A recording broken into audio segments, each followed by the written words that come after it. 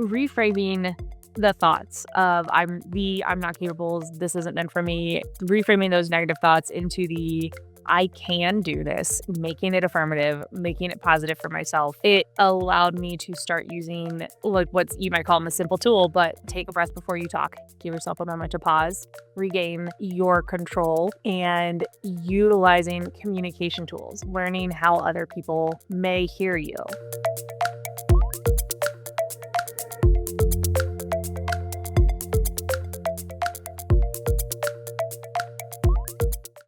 Welcome to the Leadership Laboratory podcast. Thank you for tuning in.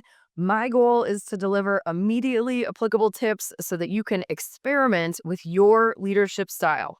If there's one thing that all successful leaders I've worked with have in common, it's knowing that leadership is one big experiment. And by simply adopting that mindset, it allows leaders like you to reduce the fear of failure and shift your focus to progress over perfection. Get ready for motivation and inspiration today. Joining me is a self-proclaimed trade compliance geek who has worked in the aerospace industry for 7 years. Bonnie Hudson is passionate about putting people first, influencing change, and streamlining. High emotional intelligence Bonnie has. And Bonnie has a diverse background ranging from fluency in Spanish and French to government regulations, such as OSHA, food safety, and now trade compliance. On weekends, you will often find Bonnie dancing bachata and salsa, hiking in the mountains, or reading a book. And 3 fun things that Bonnie and I have in common are a shared passion for root cause analysis. You know your friends when? For Ruth Bader Ginsburg. Well, that dog's named Betty. Bonnie, I'm so excited to welcome you to the Leadership Laboratory podcast. Thank you. I'm excited to be here. Yeah, it's gonna be an awesome conversation today, and we are gathered to celebrate the leadership experiment that I would categorize for you as career ownership. Would you tell us about that, Bonnie? I would absolutely agree with the idea of career ownership. Where I landed after doing these leadership experiments was found myself no longer waiting for an opportunity for someone else to say, "Hey, are you interested in this?" It was, "I am interested in this. I'm going to tell you that I'm interested, and I'm telling you I want to do this," instead of just passively hoping something interesting will come across my way. So it sounds like you ditched the strategy of hope. Yes. Powerful motivator, but not the most effective strategy. It also sounds like there's a self-limiting belief that you challenged there or a mindset shift. Can you speak to that? There definitely was. Before working on leadership skills, it was kind of, what does someone else think I'm worthy of doing? What do they think I'm capable of? And their opinion or their valuation of myself was driving everything, instead of that ownership idea of I now know that I am capable. And there's, no more little voice in the back of my head saying, "Oh, that didn't work. You're not able to do that. You're not capable. That's not meant for you." It was, "No, if it's meant for me, I'm going to work towards it." And putting myself back into that driver's seat. Excellent. It sounds like your self-awareness increased quite a bit. What's that? By far, it definitely did. All right. So with the self-awareness on your side, with the ownership of career path, with no longer waiting for something to happen to you, instead saying, I'm gonna make this happen for me. That's the end result. Like Mm. that is the result of your experiment, your success story, the pretty picture, which is amazing. And we certainly celebrate you for that, Bonnie. And now let's take a look behind the scenes, right? We all love the good before and after photos, when it comes to a kitchen renovation or, new muscle tone. Can we take a look at what was happening behind the scenes, in the spirit of this didn't just happen by accident?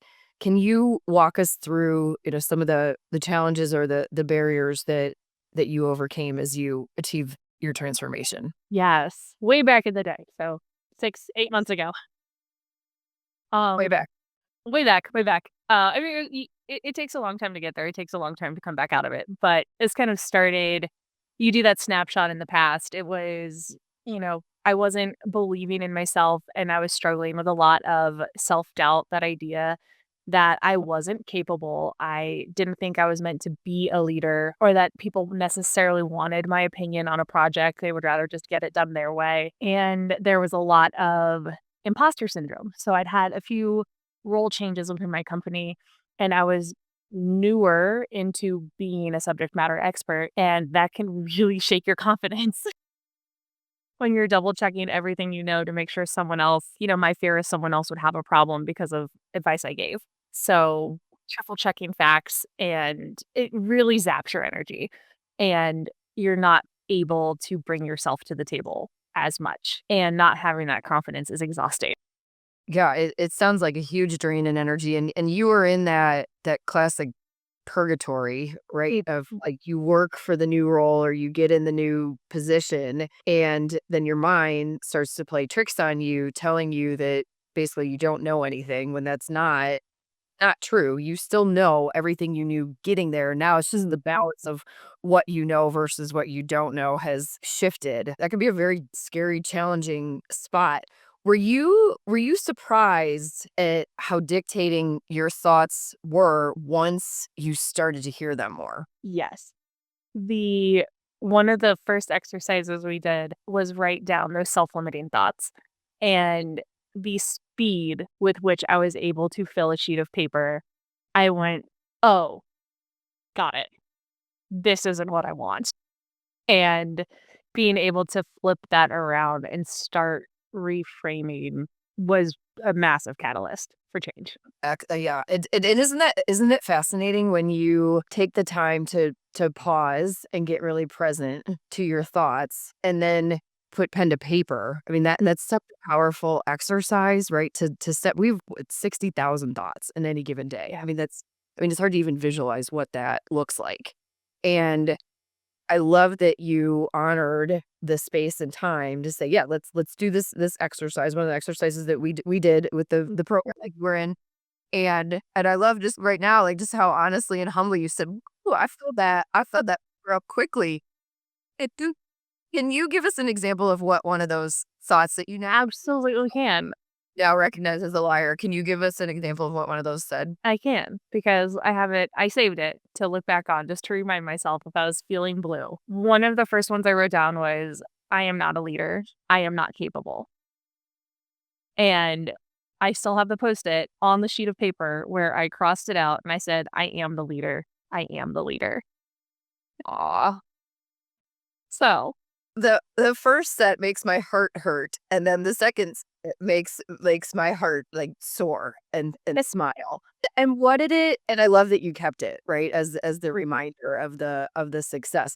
And Bonnie, as you say this, I mean, that sounds so simple, like, just to write it down, to cross out the word that's not serving you, to challenge it and say, "No, wait a minute, what if this is true?" Do you was it simple? Was it hard? I mean, today I want to say it's simple, but I know it wasn't. There's a lot of very small steps that led to a massive change. Like, even, like, my I was talking to my mom through this whole process, and halfway through, she goes, "You are yourself." She's like, "You're my daughter."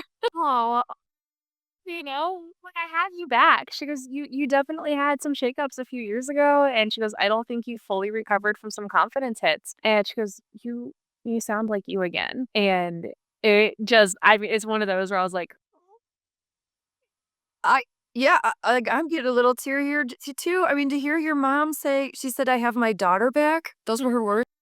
yeah, I'm back. I'm myself. It's bringing my whole self forward again, not holding back and not being afraid that someone thinking that I'm too much is going to be detrimental. It's these small steps of I'm all of these. I'm too loud. I laugh too much. I'm not authoritative enough. Those aren't things that are wrong with me.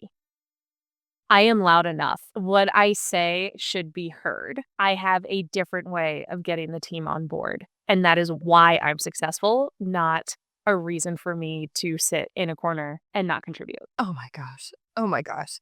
You are giving me goosebumps up and down.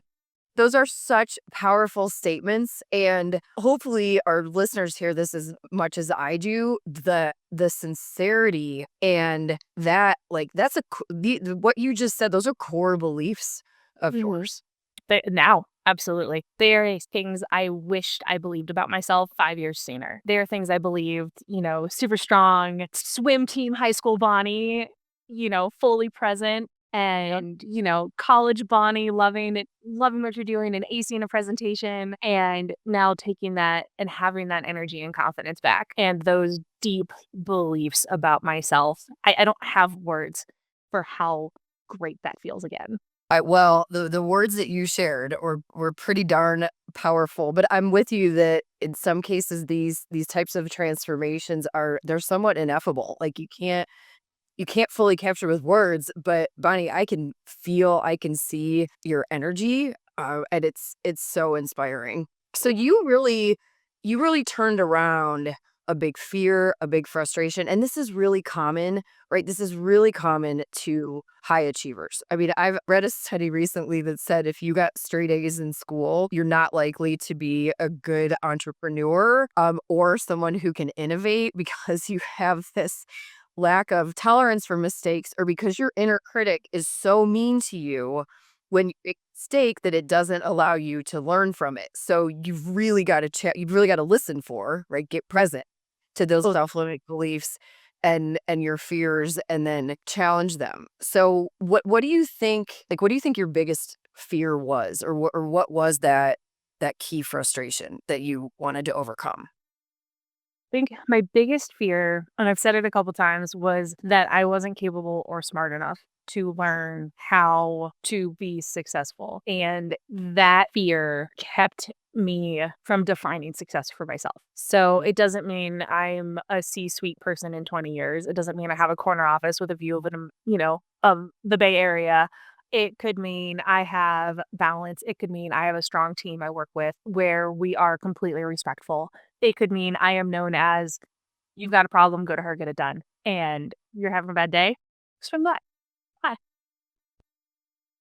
Or I think that's probably it, is my self-limiting belief that I wasn't capable, I was in the wrong place, and that I wasn't able to make a change, was that I was going to end up not having the daily interactions that I desired with my coworkers and people outside my life, like outside of work. And to have those interactions with your full self expression, your full emotional intelligence, your full bubbliness. And it's interesting because in male dominated environments, and for better or for worse, or without ill intent, I'll say, and sometimes that gets conditioned out of us.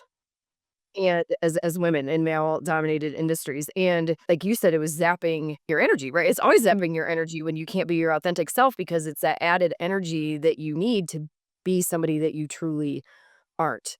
And I love hearing the confidence in you and the authenticity, saying like, well, no, this is who I am and I'm owning it. And you've gotten it. I know this from, side conversations with you, but you've gotten great feedback and interaction from people on your teams, essentially saying like, Bonnie, you are such a breath of fresh air.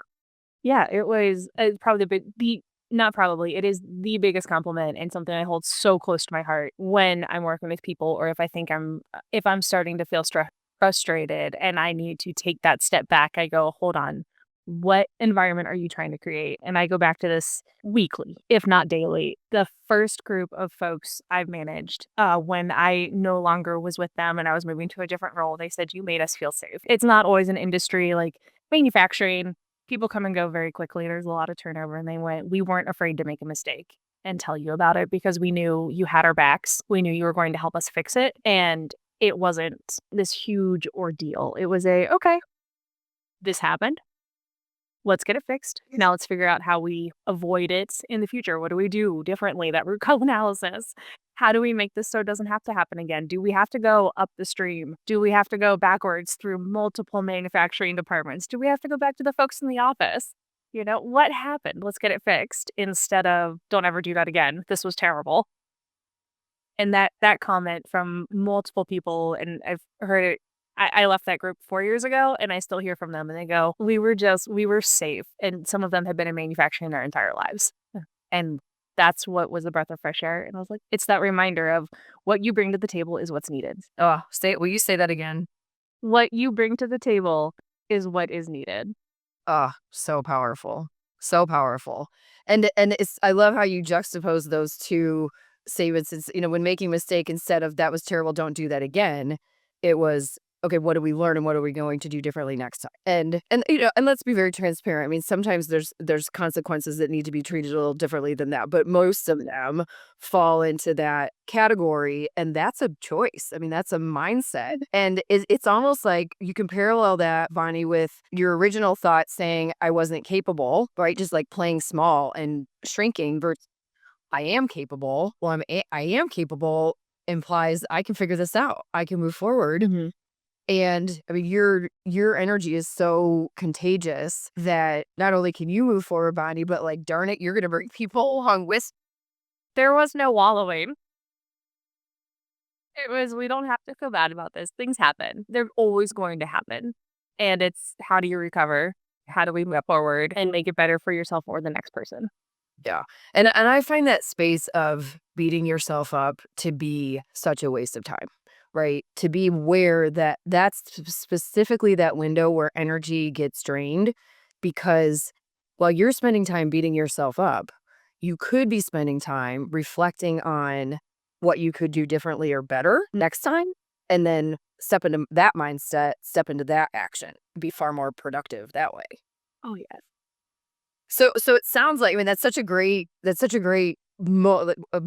Like, it sounds like that was a really good turning point for you of, when you knew you were on the right track, or, do you have another example of like when you really started to feel a change? So even like take a step back and, like you said, it wasn't automatic that the thought just flipped around, but was there a moment when you took a step back and said, huh, like maybe this is working?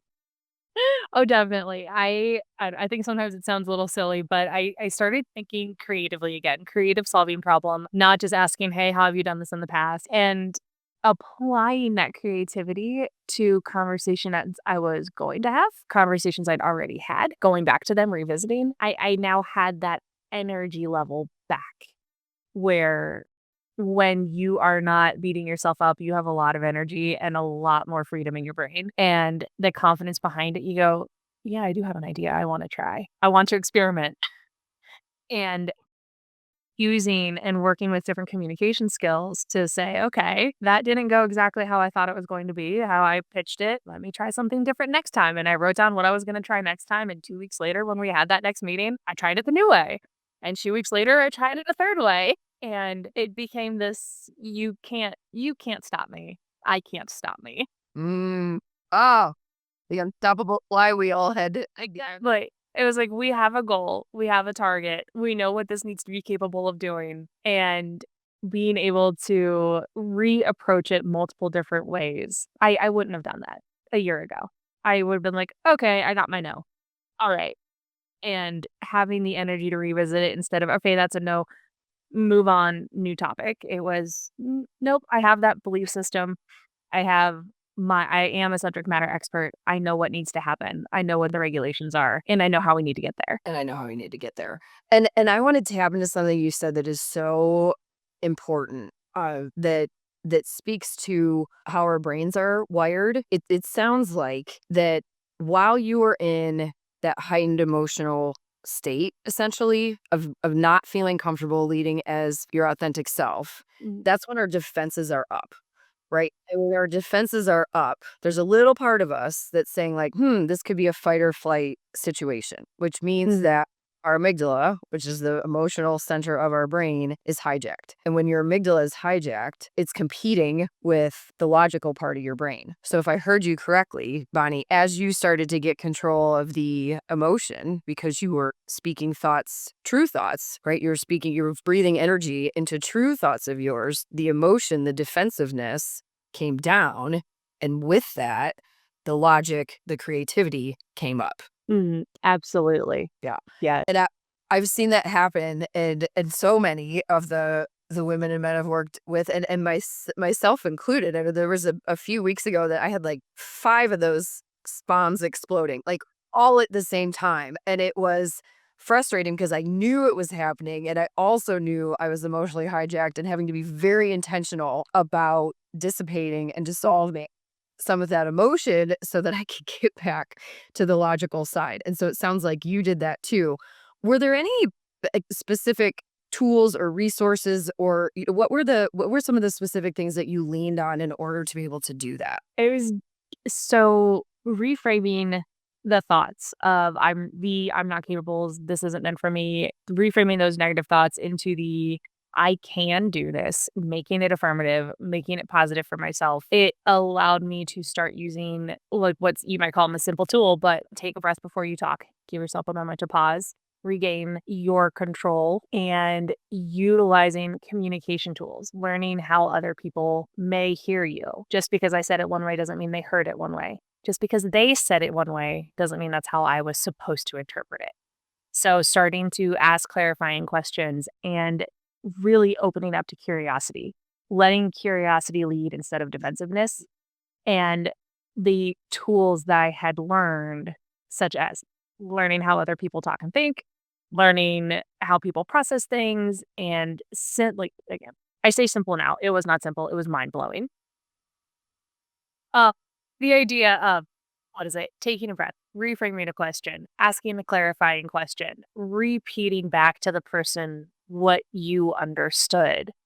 Uh, all of those steps just allowed me to meet the moment with curiosity instead of feeling like I had to defend myself or I had to attack you.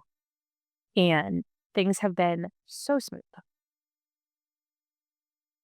Well, and I loved, like, when you were in the work you were doing in the cohort. I loved how you were, very quick to set ego aside and say, yeah, like let's It, practice this here, in the safe space so that you could then apply it in I mean some tough environments. yeah. And, Yeah. and setting that ego aside was huge. And I think we see that a lot. I think in manufacturing, it can be very ego driven because it's not always the most creative space. And it's a lot of, well, this is how we've done it. And that comes through. This is how we've always done it. This is how we're gonna do it. So, being able to set my ego aside and ask questions and to, like, show somebody, I want to know why are you doing it this way? And can we find somewhere in the middle where my way and your way can coexist and we both can get what we need? Both of our teams can get here. Are we both okay with this? And it changes a lot of conversations. Well, and I love that you're challenging some deep-seated assumptions, some self-limiting beliefs in others, yet you're doing it in a way that projects executive presence, projects confidence, is using an assertive voice, not an aggressive nor a passive voice, and it's being received. You're creating change that where things may have been stagnant for Yeah. quite It was some time. really exciting to see, like, we've talked about self-fulfilling prophecies and, the wheel that just refuels itself was as, I had that type of conversation once where I was like, "Let's ask questions instead of defending myself about why I'm right. Let's ask questions." So the first time it's uncomfortable, let's do it again. And the third time, I'm like, "Oh, this is working, and I feel great about it. The other person feels great about it." And all of a sudden, we have 5 people all on the same team who had all previously shown up with their own agenda, and now we have 5 people with one agenda. Mhm. And it takes courage to do that, but I love how you said, "Well, first time it was this, second time it was this, and third time it was that." And essentially, what I heard you do is define emotional intelligence, which I like to describe as the second you feel yourself getting defensive, if you can lean into curiosity, that is tapping into your emotional intelligence. Those two will compete with each other, defensiveness and curiosity. And the more you can own the curiosity, ask the questions, the better of a result you'll have. And ask the questions with the right tone of voice too, right? The right tone of voice lets all of this backfire. It does. Best intentions, but misrepresented. Absolutely. Well, if listeners wanted to experiment to achieve the same success that you have, stepping into ownership of their career path, what is one practical action step that they could take? I don't know how to narrow it down to 1. There's 30 I wanna tell everyone to go do right away. One action step, it doesn't it's not a huge lift, is if you're feeling self-doubt, if you're feeling that imposter syndrome, you're feeling nervous, ask yourself what could go right from this situation, from this scenario. If you're assuming the worst, do that reframe. What could go right? What could I learn? And see where those thoughts take you. I love the reframe on that. So if I'm hearing you correctly, the experiment is when self-doubt, imposter syndrome, nerves are creeping in, and there's probably a loud voice chattering over here saying, what could go wrong? Instead of focusing on what could go wrong, shift your focus to what could go right. Absolutely. And something you have full control to do. Well, Bonnie, as we land the plane here, was you like my aerospace pun there? As we land the plane here on our conversation, is there anything else that you want to be sure to mention, a key lesson, a resource, a story, advice for our listeners here? My biggest piece of advice that I would say to anybody I was working with who wanted to grow in this kind of way would be give yourself the gift, take the time to stop, reflect, and observe. How are you feeling in these different scenarios throughout the day? When do you feel that confidence? When or how can you bring that feeling into each day? And it could be such a tiny part of your day, 30 seconds of your day. What could go right? 30 seconds of your day, let me ask you a question instead of defending myself. But stopping, reflect, observe how you're feeling, what you're doing, and what you're saying. Yeah, give yourself permission to have that space. Mhm. So powerful. Well, Bonnie, our expert in all things trade compliance and self awareness related, thank you so much for sharing your story with us. I have a strong hunch that your insights will help listeners step into their own empowered journey to stop waiting for things to happen, to realize they have control of their thoughts and they can take action to make things happen. And shout out to your mom who got her daughter back at a having a hard time even getting those words out. It's just so inspiring. One last question from you. Was it out of your comfort zone to do this today, to join as a guest on the podcast? Yes, I think my first words were, "I'm happy nervous." And "Are you glad you did it?" I am very this was outstanding. I had insights I had not previously had going into this, and, like, I'm going into the rest of this week feeling like I'm on cloud 9. Well, we are so honored to have you. Way to flex that confidence muscle. And thank you for stepping out of your comfort zone, not just for your benefit, but also for everybody who is listening. And to my listeners, don't let our time together here end now. Come join the Leadership Lab community where you too can practice the skills that Bonnie spoke to. Go to jamiemckinney.com/lab. And you've also got a promo code. You can use podcast for $100 off of a membership. Well, thank you so much for listening to today's episode. Before you close out, before you hit the X in the top right corner, please hit like, subscribe, or leave a review. It would mean a lot to me to hear from you, and we'll keep these episodes coming. Until next time, experimenters, keep up with the experiments, keep growing, and focus on progress over perfection.